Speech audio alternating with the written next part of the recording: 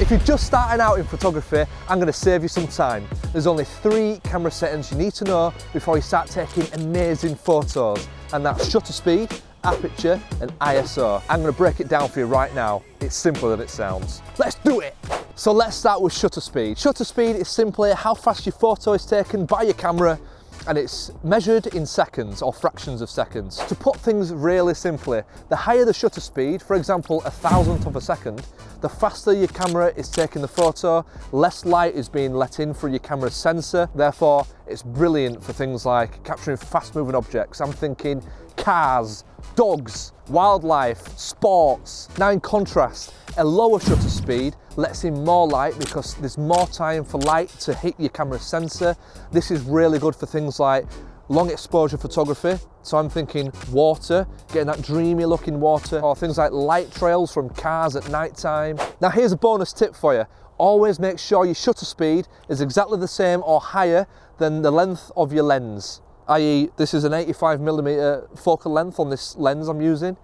I'd always make sure I'm using at least 100 shutter speed, just to make sure there's no camera shake. As you literally click the button, you're shaking the camera, you're going to get a shaky image. We don't want that. So to demonstrate shutter speed for you, I need to get myself a model. Oh, here's one. This is Vincent. He's going to be my model for today. Now I'm going to demonstrate to you what a low shutter speed will do to my subject when it's moving at speed. Okay, so stay. Come here. Good boy. Good boy. Hey! So that's low shutter speed.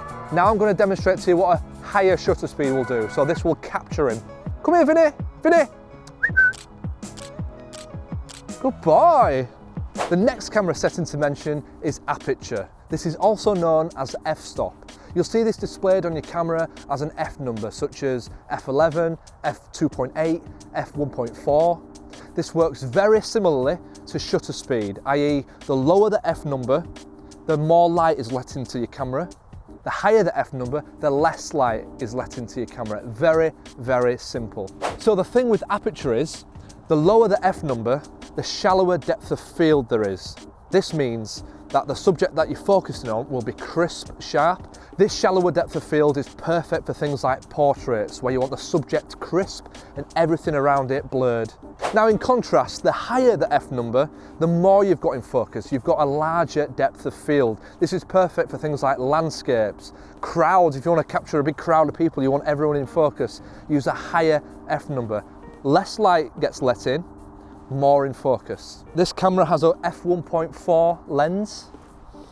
So I'm going to demonstrate to you what this will do to the background to my lovely model. Big smile.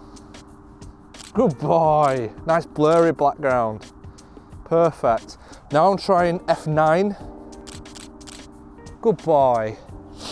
So there I used f9, which allowed more to be in focus. It's still out of focus in the background, but less so than 1.4. 1.4, very blurry background. Finally, we've got ISO. ISO controls your camera's sensitivity to light.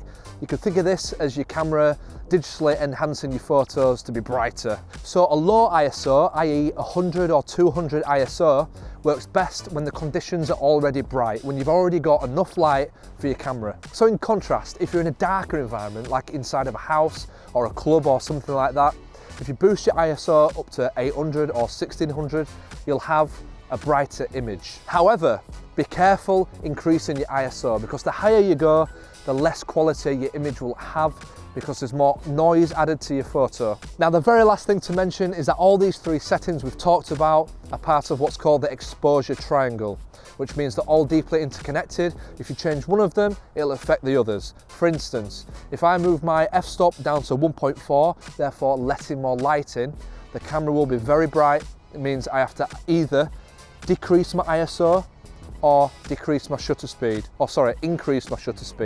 in order to make the image the perfect exposure. Now that's the basic camera settings you'll need as a beginner to get yourself up and running, taking amazing photos. These 3 settings are what every single photographer uses, and it's what every single photographer needs. That's all you need. So I really hope the video's helped you. Don't forget to like, comment and subscribe for more content. See you next time.